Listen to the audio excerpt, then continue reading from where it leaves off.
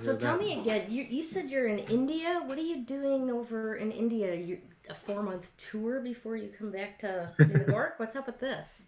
No, I've been so first when I was in Jamaica, Dubai, London, and then from London I went to Dubai, and then my parents still live in India, so I was like, well, I'm already in Dubai. It's like 3 hour flight. Might as well go say hi.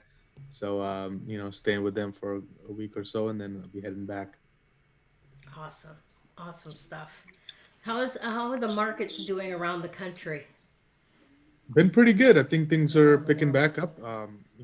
Really depends on which sectors you're looking at, but like right now, obviously, cannabis sector, marijuana sector, and the gaming sector have been doing really well. So that's where I've been focusing, I guess, my investments in that side. Good to know. Good to know. Um, yeah, I'm excited about what's possible in those markets, but how has it come to where they can actually do cannabis like stock trading? Hmm. Just as short as a year or two ago, you couldn't use a debit card at a dispensary. Right. The banks just Yeah. I wanted mean, nothing to do with now them. I know because I think with the November 3rd election, everybody was focusing on just the presidential elections, but they didn't realize that a lot of states legalized it and a lot of states put it in their ballot. So a lot of people, were, while their focus was over there, I was buying these cannabis stocks, and I mean, literally in the last week, they've been 150% like increase in those. So I've been doing pretty well with those, kind of positioning myself before the new year, and then with Democrats obviously controlling the Senate and the House and the presidency, it's already on their agenda to legalize it all across. So I think that's what I've been focusing on is positioning myself for that, and also gaming. Hmm. Betting stocks, gambling is being legalized as well. So Really? yeah. I was, we've there's so few things that you can do these days for entertainment. There's a place not too far from our house where Bill and I have discovered they make a mean burger and have off-track betting. Hmm. And I was looking for the I guess it's a racing form or something that tells you the name of the horse and the name of the jockey and stuff like that. Watching it Right. on TV, you only get those flashes for a second, and I go more off of an intuitive hit with the name than the number of the horse. Hmm. So I was really pleased to find last night that they actually have those things online. And that blew my mind too, because again, online betting and gaming, I'm not familiar with it at all. But to know that you can trade stocks in gambling and gaming and all of that, tell us a little bit about that. Sure. So I mean, I think these days most like you can trade stocks on anything or some form of them, and there have been a lot of companies that let's say certain states have it legalized, so they're allowed to still go public, and they say, hey, we're only doing our business in let's say New Jersey, or we're only doing our business over here for now. But then as they become legalized, as right now, a lot of states have introduced legislations where it's on their desk. Basically, they just gotta have to sign it.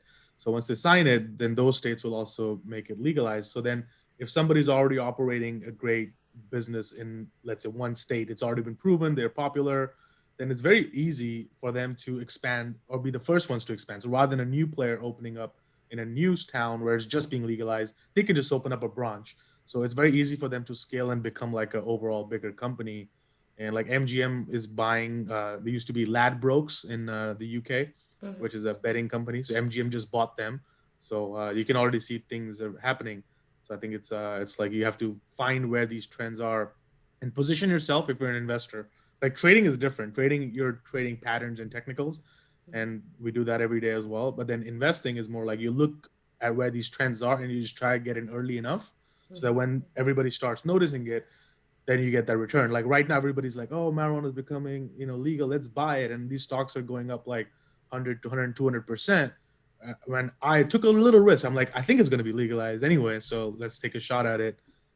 And then you position yourself early, so it's like you buy the rumor, and you sell the news. I like that. Buy the rumor and sell the news. That's been my Achilles heel, if you will. Hmm. Um, because I loved Tesla. I absolutely adored Tesla, and I wanted to get into Tesla. And I'm like, I don't know anything about buying stocks or anything like that. Stick with my mutual fund for now.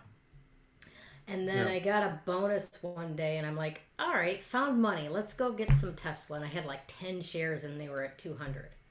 Hmm. And then I changed jobs, and I had to cash out everything and re-establish it with the new company. And there was like a waiting period on those Tesla stocks, and I didn't buy back in. And you probably know better than I do where Tesla is at now.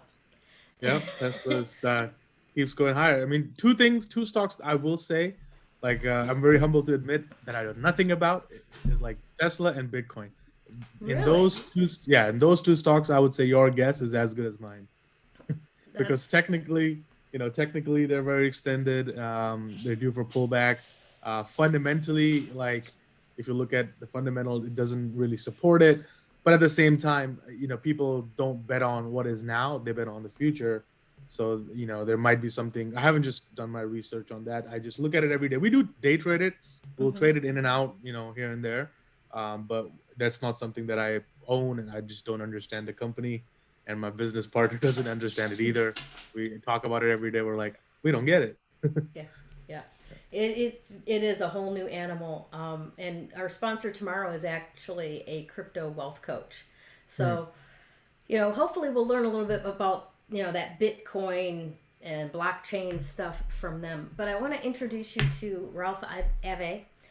Ralph has been getting some amazing coaching all week from our presenters like you. So thanks so much for showing up, Ralph, and thanks Anmol for being here. Ralph is well. Let me have Ralph tell you, where he's at, and if you've got any questions off the bat, open it up for that. Okay, Ralph. Okay. Hey, Emma, how you doing? Hey, how's it going, Ralph? Um, so I guess I'm just, I'm a federal employee. I'm a federal employee and trying to venture out to doing, like federal resumes because I helped a lot of people out with federal resumes and also writing an ebook. But I noticed, like you said, it's so sad and so common now that, um, you graduate out of college and you can't even find a job. Like, what what fear what was like a healthy fear for you to like start this business, just to start this concept? Right. Yeah. So I think the emotion at that point was like, I'm always been very self reliant. Even as a kid, I've been very self reliant and trying to create solutions to problems. So when I went through the period when I graduated and I just wasn't able to get a job, my emotion actually went to a very competitive way. Like I was like, I'm gonna show him. So it's like using that emotion of I'll prove him wrong or they're gonna regret this. So I use it as a very competitive nature, and I think I've always had that. As a kid in India, when I was born over here, I used to play a sport called cricket. And then when I went to the UK, I lived there for 5 years, and I was in the boxing team. And then so trading for me was like getting out of sport, but then still in a competitive industry. So obviously like trading because it was a competitive endeavor. And for me, that emotion of like, it's a very strong emotion of like, I'll prove him wrong or they'll regret it, Yeah. or, that they would want to hire me in the future and they wouldn't be able to. So I always had that, I guess, chip on my shoulder, but in a good way that, I'm going to prove him wrong and I'm going to make something out of nothing. And then people are going to know about it. And then those same people will probably read about me in the future. And that was always my driving force. And so a lot of people say it's not a healthy emotion. I think it is if you use it the right way. If you use that emotion the correct way and keeps you laser focused on your goal, I think it's a really good thing. Yeah, Wow. I Eh, would go ahead, Ralph. Go ahead. I don't know. I just said that I'm Filipino, and everywhere Filipinos goes, there's Indians, and it's just the culture of it, right? Just proving people wrong and Yeah. just work hard, go earn what you keep, right? Yeah. Um, but I wanted to ask you, like, what percentage of your salary do you give yourself? What percentage of what? Like, how much do you pay yourself? Hmm. Just, but at the same time, keep your business going because we always have to reinvest in our business, right? So, Right. Yeah. so So I I just think want that's to, a really That's a really good question, and that's actually one of the questions that I personally had when I started a business. I was like, how much is it right to pay? How much is it good to reinvest? For me, I mean, I didn't pay myself like anything for the first few years. For the first Awesome. 1 or 2 year, yeah, I mean, I was like, okay, I'll live below my means. I'll, live in my dorm room because that's when I started in college, getting into trading industry. So like, I'll stay here. I'll make the best of it. If I have to, I won't shy away. I'll live with my parents. I'll call them for help or whatever. Yeah. But live very very very like below my means. And I put everything back into the business in the hopes that I'll be able to pay myself much more. Because I think a lot of the mistake that a lot of business owners make is that they'll start taking out a lot of money. Maybe their business is doing really well. You're making $1 million a year, and you're paying yourself 100,000 a month or 50,000 a month in salary, but then that what happens is you plateau. You're never going to grow Mhm. because the business doesn't have any money to go to that next level, right? So even you'll notice founders that are raising in angel investing in private equity, they're raising $5 billion valuation, like you'll see on Shark Tank, but they're taking home like 20,000, right? It's the bare minimum you need to pay your expenses. So your rent, right? Your food, the basic expenses, you pay yourself that and don't pay yourself anything extra until you got to a level where you're like, okay, you know what, my business is sustained, it's growing in a very consistent pace. Then you can pay yourself a little bit more. So I started paying myself only a good amount when I was in like year 4 or year 5 of my Wow. business. Yeah, the first 3 years I'll be like, I'll eat it, I'll cut down my social life, I'll just put myself on in this laptop and just study, research, read books, do a lot of that. And then again, even with books, you can go to library and get them. You don't have to buy it. Go to public library. So there's a lot of things you can do. But yeah, I would say first 1 or 2 years, live really below your means. Just take out the bare essentials: food, rent, transport.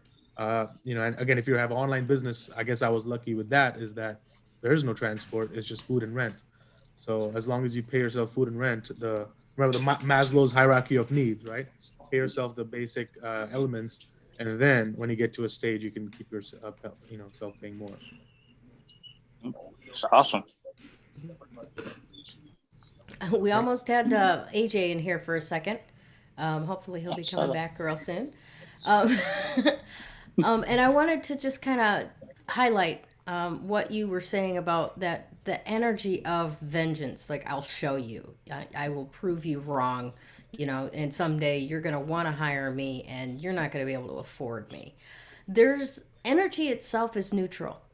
What you channel that energy towards, construction or destruction, is the key. And I love that you used such a potent energy for constructive purposes, Anmol. I think that's a gold nugget for people to get, because it's a different thing entirely when people are doing that.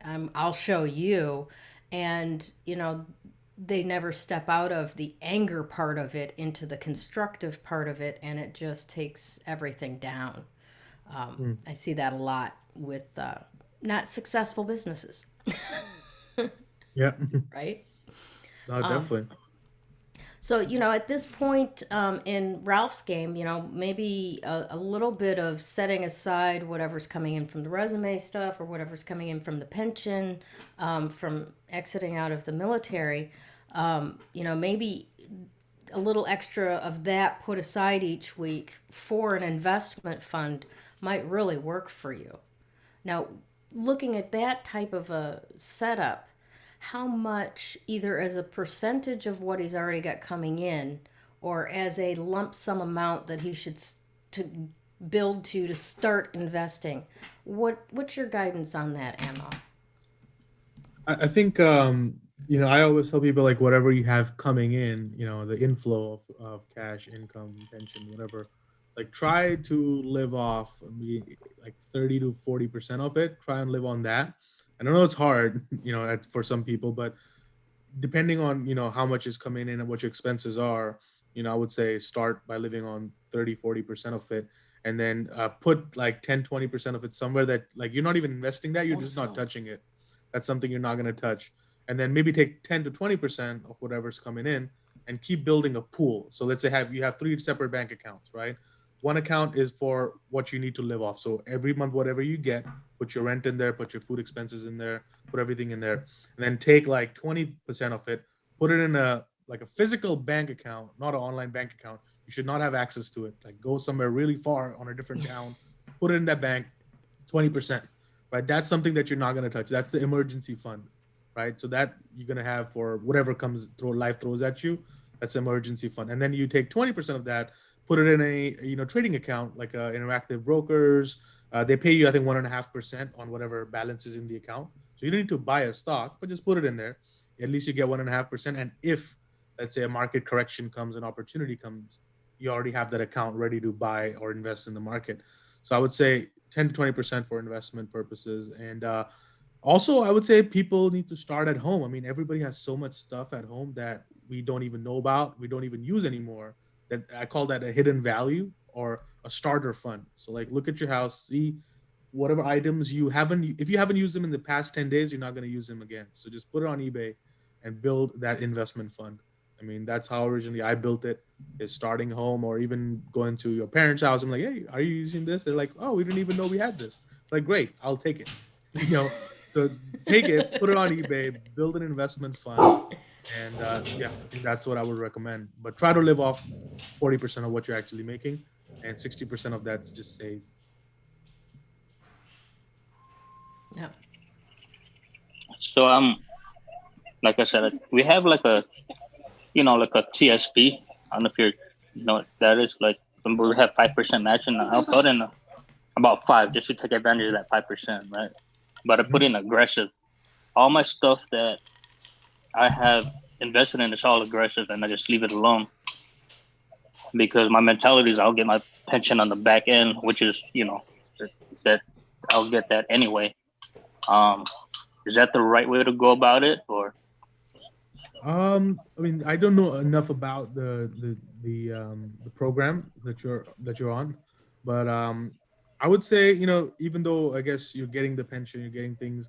Um, what I want to put a question back at you is like, what is there something that you're working towards, or something that you want to do or get into?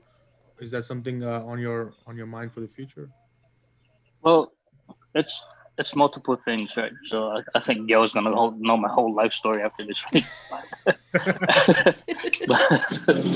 So one part of it is I was telling her about my friend, right? He created this tool, and we're either looking to go get it licensed or get investors to help us out. Hmm. So that's one aspect of it, right? Um, and then, like I mentioned, the resume thing, just helping military people transition to the civilian world. And that's why I asked you, like, once I start making money from that, well, how much should I keep? Because it's really a Right. low overhead, right? So Hmm.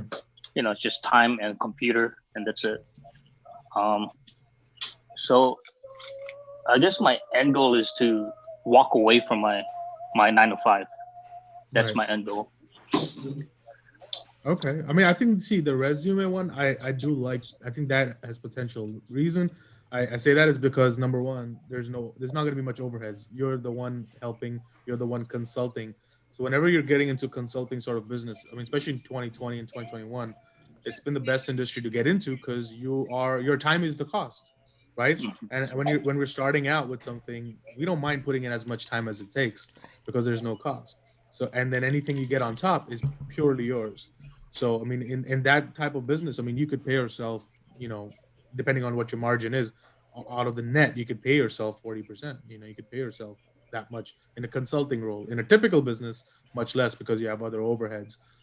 So, I mean, I would suggest, I mean, as far as the limited amount of knowledge you have about you, is that focus on that. You could easily grow that, especially if you go on. Even if you already have a network of military people, right? I'm sure there must be some sort of alumni message board or something like that where you guys connect. You could Yeah, potentially use yeah, that. Yep, you could use that just to get your initial client base, right? And then those people just say, hey, who could you refer me to, right? So within the military, you'll have enough of a network. Just ask people, who can you refer me to, and or if you refer me, three people, I'll give you your, whatever you're paying back, whatever. You can work out some sort of a system so that way you can bring them on board this journey. right? Hey, I can consult. Let's all find military people together. You can cut him in on the deal, and that way they feel a part of it, and your network grows from within without any advertising costs. I think that's the best thing because you could grow on Facebook too. You could target people who are in the military, law enforcement, and Facebook will find you those people. But you're going to pay Facebook, let's say $2, $3, or $4 or $5, whatever the cost is per customer to click on it. But rather you give that to your current clients. Hey, if you can refer me to a person, I'll give you $10. If you refer me to a person, I'll give you $50, whatever you're charging. I think that's the quickest way to build it, and I think you can build it because, as you said, you have a network already, and then those people will know 10 more people. Then those 10 people will know 10 more people, and you literally have no marketing cost. So I think you should go after that. Okay, yeah, because it just like I keep mentioning, I know Gail Hill just, but I help people with federal resumes, and it's a different type of writing that you have to do. And so far, I got all those guys who I did federal resumes for. They all got federal jobs now, and they're straight civilians.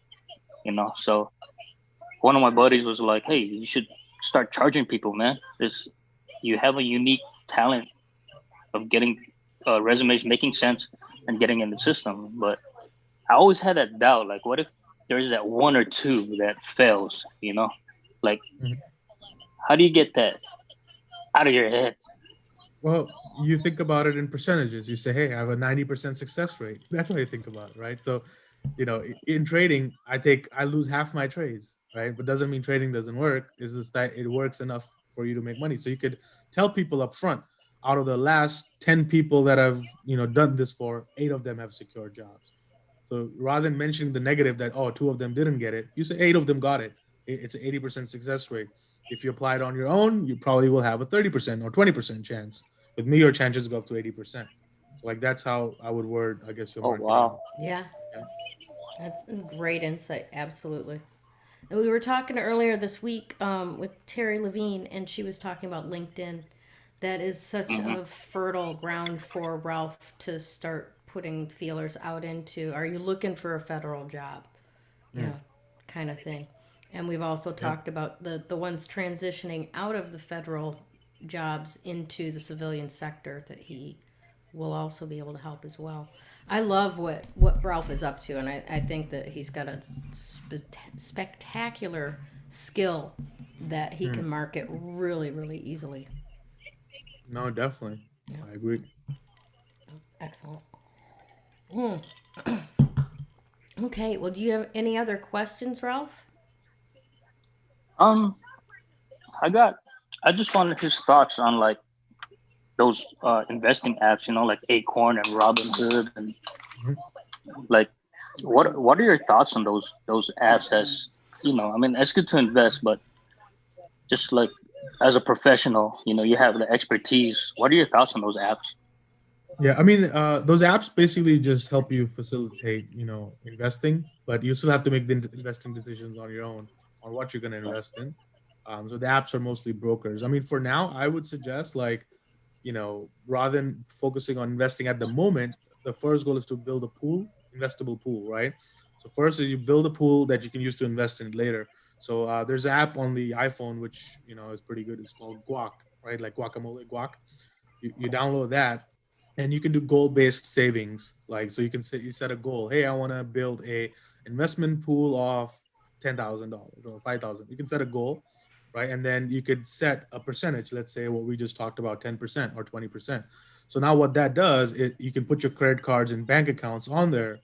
So every time, let's say you pay something on a store, or you buy something online, or you pay whatever, it takes a percentage of that and puts it in your pool, automatically keeps building your pool, right? And then I think you also give you like a traditional bank, they'll give you a percentage, like a savings account would.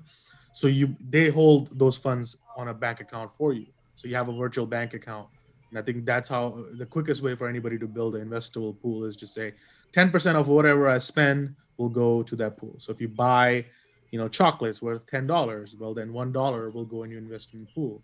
That's If you brilliant. spend $100 on buying an online program, $10 would be deposited into your investment pool, right? So that's the quickest way to build it. And you will also notice you spend a lot because, as Yeah. you spend, 10% keeps getting sent over there. I think that's something everybody should just set it and forget it, set goals and forget it. So a lot of my students will set a goal. I want to, go to Dubai and rent these fancy mansions and fancy cars. I'm like, okay, that will probably cost you, let's say, $10,000 for the trip. They set a goal and they're trading, right? But you're also spending. So when you spend, it keeps putting whatever percent. You can set the percentage 5, 10, 20% on the back end, and you build a pool, and then you achieve your goals. And then those people, they're like, oh, I reached my goal, I'm actually going to Dubai. And you can also live life. It's a great way to do that. Is you set whatever goals you wanted to set, and then you go make them happen. So I would Hmm? suggest, yeah, download Guac, build a pool of Fuck. investments, Okay. and then when you have a substantial amount, put it in a trading account, and then wait for, for now, most people, I wouldn't recommend them picking stocks. That's something that I don't think everybody should get into, because you have to do some analysis and research. But I do recommend that when, let's say, the market, for example, coronavirus, when the market dropped like that was a great time for everybody to just jump in, right, and invest, and you'd already be up 30-40% on that. So wait for the next dip, which will probably happen in the next, probably this year. So I would wait for that, and then whenever the market drops 20%, buy some. Whenever it drops 30%, buy more. That's And awesome. I got one more question. Sorry, I No, just no, want to this take is all. advantage of No, please just want to do. take advantage of his time. Your your thoughts on like paper money, right? A lot of people are going to gold and silver. Mm. They're stocking up on those things or buying stocks of that. What are your thoughts about? I know Robert Kiyosaki was like, paper money, they're printing too much and it's got the value's gonna go down, which it's already been proven. But like, what are your thoughts about um just precious metals? I guess. I do have, like, I have some silver and gold, but again, I don't own them in a traditional sense. Like Robert Kiyosaki was saying, just buy it and forget about it. But like, even if it saves value, but you're not using it, it's not producing anything. So I don't believe in that, just because the money that I buy gold and just put it in my safe, I could have used that money and invested in a stock or something and made a lot more money. So I personally don't believe in that. I believe in trading it. So let's say when you have a big, again, gold is dropping big time. Okay, you bought some. It went up 10, 20%. Okay, you sell it. And you, next time it drops, you buy it back. So that way you're taking money and you're making money, right? Because I can tell you this, a lot of people who talk about gold or silver or dollar collapsing and you should buy crypto. My simple analysis is, if whatever you're saying, the doom and gloom scenario, comes true and the world does end, right? Or something happens where the dollar collapses, financial economy collapses. Trust me, gold's not going to do anything for you at that time, right? At that time, you're going to be looking for food, shelter, and all those things. And gold isn't going to do anything, because where are you going to take that gold? Who's going to buy that gold when the economy is collapsed? When economies collapse, nobody has any money. Who is going to buy that gold? Nobody will. So you're just left holding a shiny object. Silver, fine. Silver has industrial uses, right? Gold, it doesn't really have much use except for looking shiny, pretty, and in a jewelry. Well, So it I don't does, believe in but that. we're not in the space industry. Right, exactly. Neither, none of us are. So, for us, there's not a lot of use, and plus, again, China, India, they have a lot of gold over there. Even Bitcoins, like, it might go higher, sure, great, but anything can go higher. Speculation. I could show you stocks that have gone up 1,000,000%, right? So anything can go up. It's just that when the doom and gloom scenario does happen, Bitcoin is worth $40,000. But if the dollar collapses, let's say Bitcoin is worth $100,000, but dollar doesn't have any value, then what value does your Bitcoin have? Because where are you going to sell it? You can't.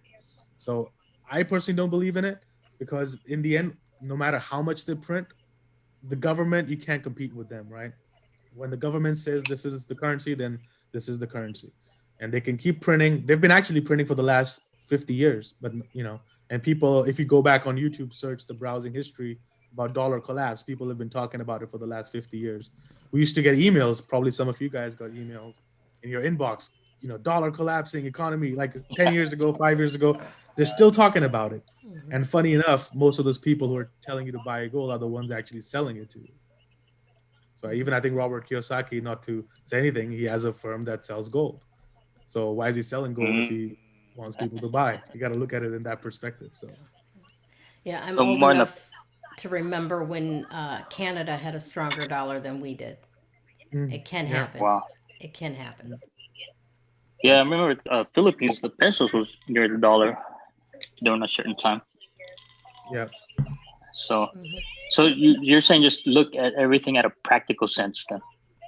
Yeah, you have to look at what the edge is. Like, never buy based on whatever somebody's saying, including me, right? Never buy anything from face value. You do your research and you think about, okay, if the world, whatever you're thinking, is if really does happen, what use is that going to have? And also, what's the use of that money?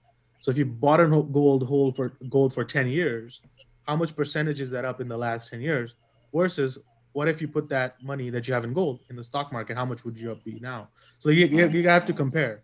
So like, and you'll get people giving you a fear of missing out. Like yesterday, someone was like, "Bitcoin's going to 100,000. You should buy it." I'm like, if I buy it right now at 40,000, it goes to 100,000. That's a 2.5% return, right? 2.5x my money. I bought the cannabis stock at 8. It's at 21 right now in 1 week. So I made 4x my money. So 2.5x versus 4x. Sounds good that a Right. Bitcoin's go to 100,000, but in terms of return, it's not a lot.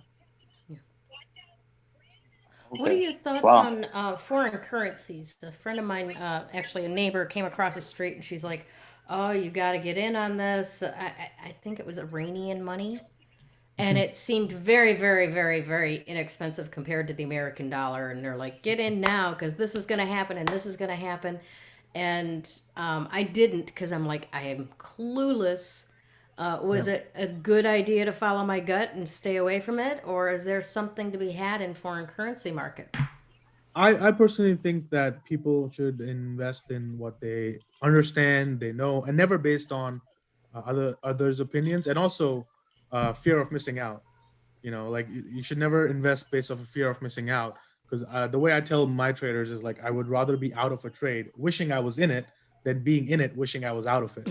So, Good so I don't point. want to be in that. Yeah, I don't want to be in that position that I'm like, why am I still holding on to this useless currency? I don't want to never be in that position if you don't understand anything. And again, things can stay irrational, longer than we can stay solvent. So that's one of the things you have to keep in mind. And but yeah, never invest in FOMO. People will pitch you all sorts of things: buy Bitcoin, buy crypto, buy this, buy that. I always ask them, like, okay, if you're such a great investment track record, let's see your track record for the last 10 years. Go, oh, I just started Bitcoin last year. I'm like, Mm. so you don't know. So, you don't have no track record. Let's compare track records. That's the biggest thing. And then people don't want to talk to you after that. They're like, oh, I don't mean to say I invested in Bitcoin 10 years ago, but I think it's a great investment. I'm like, how could I trust your opinion? Like, are you an investor? Are you work for a bank? Did you work for a trading fund, a hedge fund? Do you have the last 10 years of audited returns to show me? Like, how should I just listen to somebody, on the average Joe? Because even they don't know what they're investing in. They're reading articles online and thinking they're an investor. What about well, first of all, let me say this. What I'm taking away from a lot of what you're saying, especially that don't invest in fear of missing out, right? And it seems that the more that you remove the emotion from whether you're buying or selling, the better. And I've heard this before. I want to get your thoughts on it, Anmol. Before you buy something, you should decide when you're going to sell. At what point are you going to sell? Like what amount does it have to get to? And then Mm. you're going to sell, period, right? Yep, And absolutely. it takes all of that, oh my god, it's dropping, get me out of here, and losing money, right? Yeah. Yeah, I think nobody should ever invest with emotions. Like, even when you're losing money or winning money, like emotion shouldn't have a place in investing. It's simply when you buy something, before you press the buy button, you should know when should I get out if I'm wrong and when should I get out if I'm right. If you don't know that, then that's basically like a roulette table, right? Putting it on black and let's see what happens. That's not a plan. So anytime you go into a business, you need a plan. Anytime you trade, invest, you need a plan. So any investment that I make, I already know. Okay, if I buy a stock at 10, it shouldn't break 8. If it breaks 8, I'll take my loss, right? Rather than wait till it goes to 1, right? I'll get out, take a small loss, and reevaluate. Do I still believe in it? Do I still think it's a great thing? Because you can always get back in, right? You never need to hold on to a losing position until it keeps going down. you can always get back in it. So get out, take a small loss, reevaluate if you're wrong. So for any investment that I make, I would know, okay, if I'm wrong, if I buy it at 10, if it goes to 8, I'm out. If it goes to 20, I'll sell it there and take my profit. And after you sell at 20, it might go to 40. Doesn't matter. You made a great trade. Be happy. Yeah. And it really is, the trading part of it really is about the transactional. When are you getting in? When are you getting out? Like they always say, sell high, buy low kind of thing. Mm, But it really is about that determining ahead of time how much you want to make or would like to make on a trade, and taking that as the end result, as opposed to mutual funds like I'm sure Ralph has and like I have, where it's just you're sending this remote entity a certain amount of money and mm, expecting them to give you back a larger amount of money 20 years down the road. mm. Where there's really not much thought that goes into it beyond which mutual fund works best for me, and should it be aggressive, moderate, or, you know, Yeah, and what's for the other most word? people, that's the right approach for most people. Like if you're not in the industry, that's exactly what you should do. Put it in an index fund, mutual fund. Just keep putting it away. Yes, you might go through a period where market crashes for a year, but like if you look at 10, 5, 15-year horizon, eventually goes down and it comes right back up again. So that's one of the things I always tell people. Like if you have another job, you have another business, don't try and time the market. Just keep putting small amounts of money, right? And then put maybe a rule where when the market drops 10-20%, then you put in a little bit more money, right? So that way it lowers your average cost down. So that's what a lot of people do. They don't watch the market. Every year, every quarter, they put a little bit amount of money, and when the market dips, they put in a little bit more, and then they just forget about it. And that's a great way to grow an investment. And if you did that over the last 20, 30 years, you're happy right now. You're really happy. Yeah. So, and that's what I would suggest for most people, unless you really want to study it. This is something you want to do as a career. You do that, or you get an expert, right? Like for me, for us, we have newsletters at Live Traders that I basically tell people when I'm buying and selling. So, or either you do that, right, and then you're trusting somebody and you're following somebody based on their track record. But for 99%, that's exactly what you do. Buy a mutual fund, index fund. Keep, distributing your money in there. I want to have you talk a little bit more about the training that you provide over at livetraders.com, because you have been voted the number one education site for this 3 years running now. But before we do actually talk about that, I wanted to pick your brain a little bit about penny stocks. Is it worth playing with penny stocks to get the feeling and rhythm of the stock market, and maybe test your skill out without losing a whole lot, or is it something to just not waste your time with? For investing purposes, I would say like mostly penny stocks, not really a good investment. Because they're under a penny for a reason, right? There's a reason for that they're trading under a penny. So I wouldn't really recommend as investments, but trading, sure. Like I'll trade penny stocks all the time, but then I'll be in and out. So buy it at 50 cents. If it goes to 40, I'm out. If it goes to 80, I'm out. So trading perfectly fine to do. You can trade anything that has, like, we teach, our training is based on patterns, right? Like pictures. When you see a pattern doing like this, that's when you buy. Here's where you get out. Here's where you get out over the upside. So trading, yes, you can trade anything you want. As an investment, I generally don't recommend penny stocks, just because they're at a penny for a reason, and there's a lot of manipulation that goes on, because those stocks are listed on the OTC exchange, over the counter exchange. So they're not really listed on NASDAQ or NYSE, which are properly regulated. OTC stocks don't have regulations. Like if I wanted to go public today, I could with no business. Like, so OTC, I wouldn't trust it. But again, do your due diligence. There's sometimes are hidden gems, in penny stocks. That's why people talk about it. Mm-hmm. But in a nutshell, it's usually not like you're not missing out on anything, because you can just as easily get the same return on a $5 stock or a $10 stock or a $20 stock, right? You just buy less shares, but then you buy less shares, but then they move more. So a 50-cent stock might go to a dollar, right? 20-cent stock, $20 stock could go to 25. So but you end up making the same amount of money. So there's no real benefit of a penny stock. That makes good sense.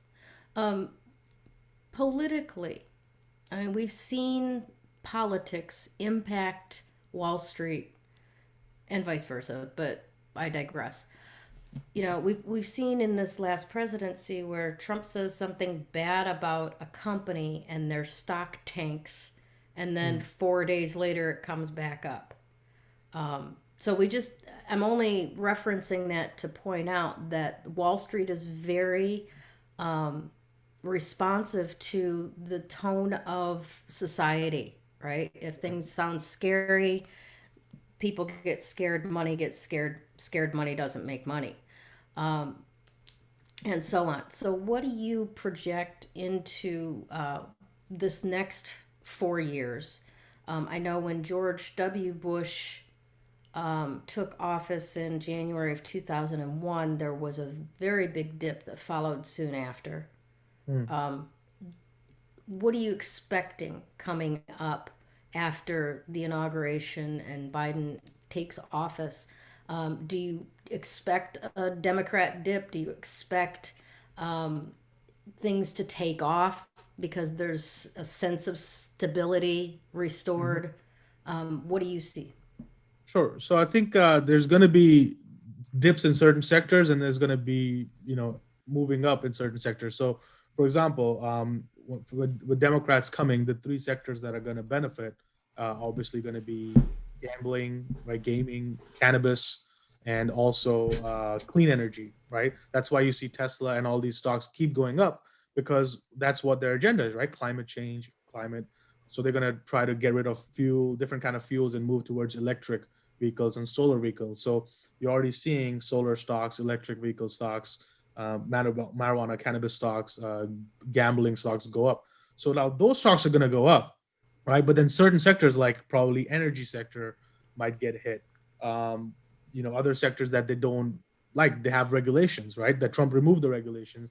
They're probably going to put those back. So you got to do your homework on which are those stocks that benefited from the lack of regulation. Now they're going to see regulation. So those stocks are going to go down. Social media stocks are probably going to go down. Twitter is going to definitely go down. Facebook probably not that much, but eventually slightly it will. But Twitter pretty much I think is a done company at this point, because you saw 2016. If you look at Twitter's technical chart, Twitter was just slow trajectory down to like zero, right? The slowly dripping down. It was at $19 or something in 2016, and then nobody really cared about Twitter at that time. And then Trump got on Twitter, news articles started referencing, hey, Trump just made this tweet. Everybody made an account on Twitter, even just to see what's going on. So Twitter had a huge influx of users during in 2016. And then Twitter stock went up right on 2016 and started going up like this.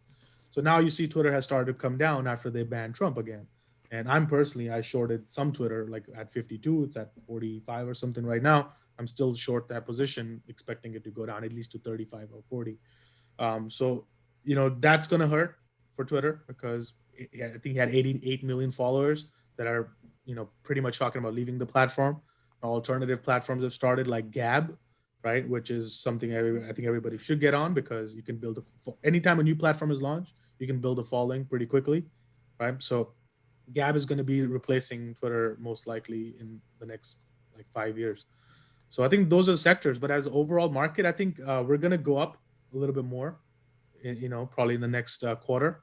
But then eventually, I think in somewhere during this presidency, we're going to have that big like collapse. Yeah. Because as you have, we're already talking about minimum wage increases, right? $15 minimum wage increases. What that does is businesses are already struggling with the lockdowns and COVID. Now you tell businesses you got to pay them more, right? Your employees. So businesses are going to struggle. It's not going to hurt Amazon or Target or Walmart. It's going to hurt the mom and pop people that have already been closed, and now they have to pay more minimum wage.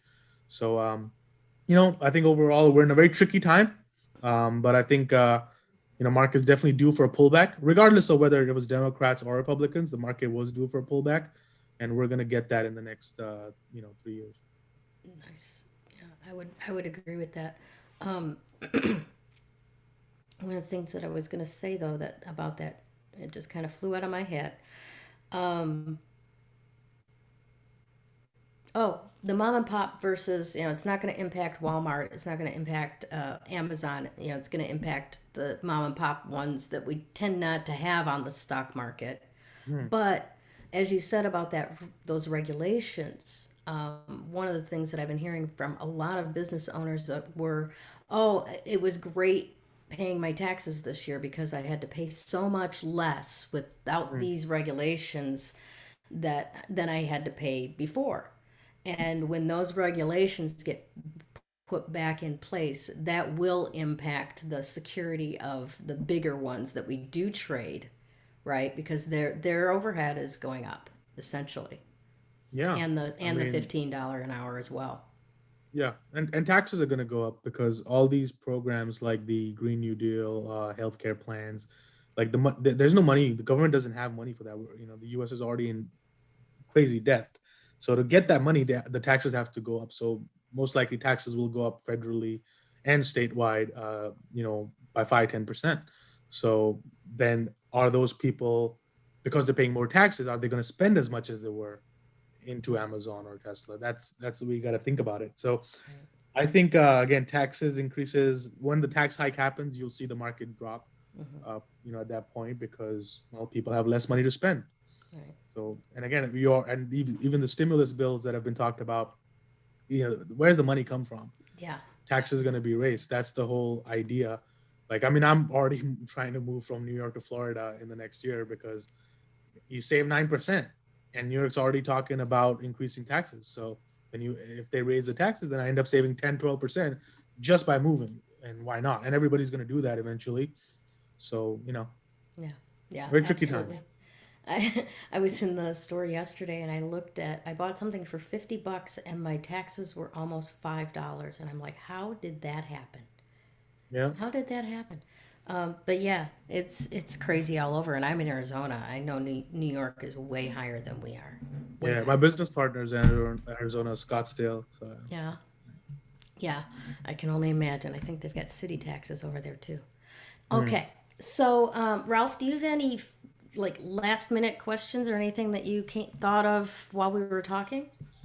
Yeah, I know you mentioned these apps that are just starting up, right? I would just want to know your thoughts about, well, one that's already been around, Venmo, and one that is, I guess, maybe up and coming, Rumble. Mhm. It's like a competition to YouTube. Like, what are your thoughts on that to build your platform besides YouTube? Yeah, I think people should be on all platforms. Like I'm on everything: Twitter, Facebook, Instagram. I made an account on Gab. I also have an account on Rumble because it doesn't, like, as an entrepreneur, as a business owner, it doesn't take you any extra time because you only produce the video once. Once the video is you have the video ready. All you gotta do is upload it on Rumble, upload it on YouTube, upload it on there. So I think it's very easy to upload. So I think everybody should be on everywhere. Like for me, I've set my business in a way that, let's say I post an image and a text on Instagram, I'll take the same image and text, post on my Facebook page, on my Facebook profile, on my Twitter account, on my Gab account, on my any other platform account. And there are some platforms that have no audience, and I'll still post it right over there because it doesn't cost me any extra time. It's only an extra 5 seconds. So I would recommend people be on all platforms. And because again, let's say you get 10 leads from Rumble, you get 5 leads from Gab, you get 2 leads from Twitter, they all add up, to you getting a bunch of leads. So that's how I would look at all platforms. Once you have the video ready, sure, upload it on Rumble. We do the same. Right now, we have a Rumble account. We are taking all our old YouTube videos, putting it on Rumble, and there's not a lot of people watching it, but there's 10 more people than we had before. So that's how I want everybody to think about it.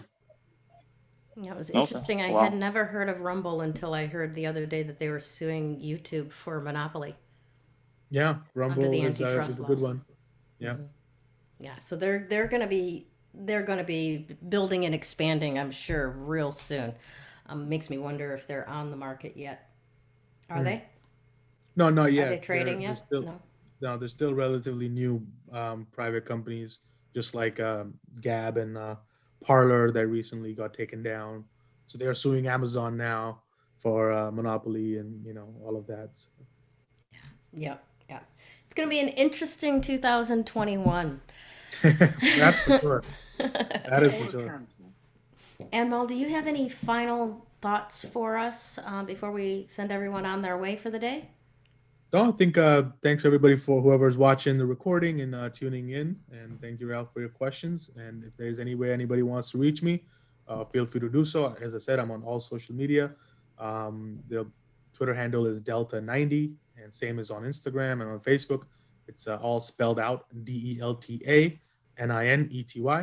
And you can feel free to reach out with me if there was any other questions you thought about later. Feel free to shoot them out, and I'll be happy to answer those for you. But in the end, whatever you're working on, you can do it. There's a lot of opportunity. And in the next 2, 3 years, there's going to be a lot of opportunity and transfer of wealth that's already started to take place in 2020.